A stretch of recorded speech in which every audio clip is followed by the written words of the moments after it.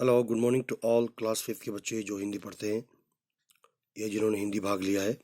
हम आपको पढ़ा रहे थे पार्ट 4 ऑटोग्राफ। भाग 2 के बाद बारी आती है भाग 3 की। पेज नंबर है 29।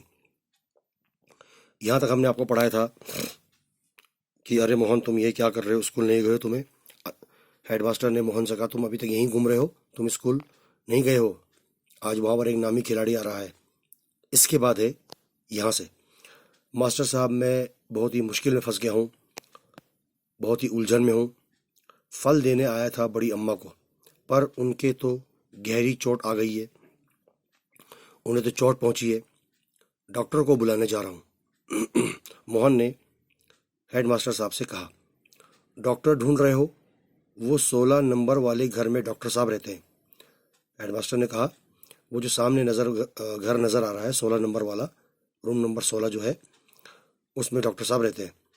अभी वो अपने क्लिनिक नहीं गए होंगे, जल्दी वहाँ जाओ और हाँ फौरन स्कूल पहुँचो, देर न करना।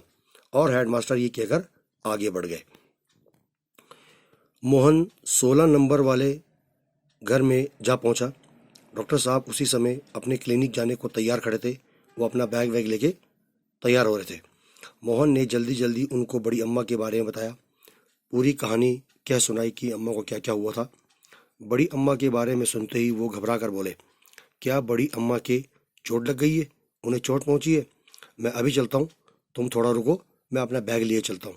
और वो मोहन के साथ अपने सामान वामान बैग लेकर वहाँ से चल पड़े। चारपाई पर आंखें मूंदे लेटी बड़ी अम्मा करा रही थी।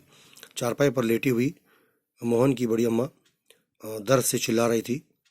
डॉक्टर ने उसकी जांच की, उसको चेक किया, उसके घाव जख्म को धोकर उस पर मरहम पट्टी और खाने को उन्होंने एक गोली भी दी। फिर मोहन को बाहर ले जाकर कहा, इन्हें काफ़ी चोट लगी है, इनकी चोट बहुत ज़्यादा है, इन्हें अकेला छोड़ना ठीक नहीं है। अगर हो सके तो तुम इन्हें अस्पताल में भर्ती करवा दो, तुम इन्हीं के पास रहो। ये कहकर डॉक्टर साहब वहाँ से चले गए। थोड़ी देर बाद मोहन पास रखी हुई तिपाई पर उस स्टूल पर बैठ गया।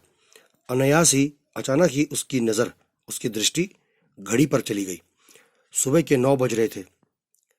क्रिकेट खिलाड़ी स्कूल में पहुंच चुका होगा, ये उसके दिमाग में बात चल रही थी। वो सोच रहा था कि अब तो 9 भी बज गए और जो खिलाड़ी आने वाला है वो स्कूल में अब आ भी चुका होगा। ऐसे मौके कम ही आते हैं। और उसका मन हुआ कि वो वहाँ से चुपके से बड़ी अम्मा को छोड़कर भाग जाए। बड़ी अम्मा फिर कराही जोर से चिल्ला रही थी। उसका कराहना सुनकर, उसका दर्द से चिल्लाना सुनकर वो वहीं रुक गया। मोहन वहीं रुक गया और उनका सिर सहलाने लगा, उनका सिर दबाने लगा।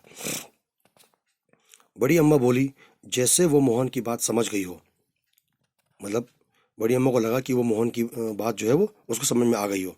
थोड़ी देर और ठहर जाओ मोहन, थोड़ी देर और रुक जाओ बेटा, मेरी बहन का लड़का आता ही होगा। जब वो यहाँ आ जाए तब तुम यहाँ से चले जाना। मन ही मन निराश होने पर भी मोहन संभल कर बोला। वो बहुत उदास हो चुका था, उसका मन कर रहा था जल्दी से जल्दी स्कूल पहुँच जाए। आप घबराएं नहीं अम्मा, मैं यहीं रहूँगा, जाने वाला नहीं हूँ यहाँ से। इसके बाद बड़ी अम्मा सो गई। सुबह के 12 बज गए थे। मोहन बड़ी अम्मा के भांजे के आने का इंतज़ार कर रहा था। यदि वो फौरन आ जाता तो अब भी वो स्कूल पहुंच सकता था और उन खिलाड़ियों का ऑटोग्राफ, हस्ताक्षर ले सकता था। उसके दिमाग में ये बात चल रही है। अब आ जाइए पेज नंबर 30 पर। यहाँ से है, इधर से है, थोड़ा सा यहाँ से है। दुखी मन से मोहन खिड़की के पास जाकर खड़ा हो गया। तभी सड़क पर बहुत शोर हुआ, शोर शराबा होने लगा। जिज्ञासावश जानने की तमन्ना रखते हुए मोहन भी बाहर गया। सड़क पर एक युवक खड़ा था और चारों ओर बहुत ही भीड़ जमा थी। मोहन आगे बढ़ गया। वहां अपने हेडमास्टर साहब को देखकर वो दंग हैरान रह गया। उसको अपनी आंखों पर विश्वास नहीं हुआ। उसने आंखें मलकर देखा। उनके पास खड़ा पुरुष एक आदमी जाना पहचाना सा लग रहा था। अरे ये तो वही क्रिकेट खिलाड़ी है जिसका मैं ऑटोग्राफ लेना चाहता था। तभी उसने देखा कि दूसरे युवक ने आगे बढ़कर गेट खोला। मोहन से कहा, बड़ी देर हो गई, मौसी जी मेरा इंतज़ार कर रहे होंगे। और वो युवक ये कहते हुए आगे बढ़ गया। हेडमास्टर साहब ने मोहन का परिचय क्रिकेट खिलाड़ी से करवाया। इनसे मिलिए, यह है मोहन जिनके बारे में मैं आपको बता रहा था। और मोहन यह है प्रसिद्ध क्रिकेट खिलाड़ी श्री बनवारी विडोलकर। फिर वो मोहन की तरफ बढ़कर बोले, मोहन इन्हें तुमसे मिलवाने लाया हूँ। मोहन ने आगे बढ़कर विडोलकर से हाथ मिलाते हुए कहा, स्कूल नहीं पहुँच पाया, असल में मैं आपका ऑटोग्राफ लेना चाहता था। पर आगे मोहन ने अपनी बात काट दी। मोहन आगे न बोल सका। अच्छा, अब देखिए आगे। क्रिकेट खिलाड़ी मुस्कुराया। ऑटोग्राफ बुक में से उसने अपना एक बल्ला बनाया। मोहन की ऑटोग्राफ बुक में उसने एक अपना क्रिकेट का बैट यानी बल्ला बनाया और उस चित्र पर लिखा, मेरा परम मित्र मोहन।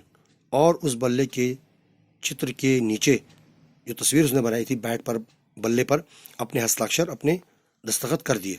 ये मोहन का सबसे अनोखा व प्रिय ऑटोग्राफ था, हस्ताक्षर था। और इस कहानी को लिखने वाली जो लेखिका है, जो राइटर है, मनोरमा जफ़ा। तो आपने यहाँ तक पढ़ा, इसको पढ़ते रहिए, समझते रहिए, और आगे आने वाले भाग में शब्द अर्थ हैं, इसके प्रश्न उत्तर है वो आपको बाद में कराएंगे। धन्यवाद।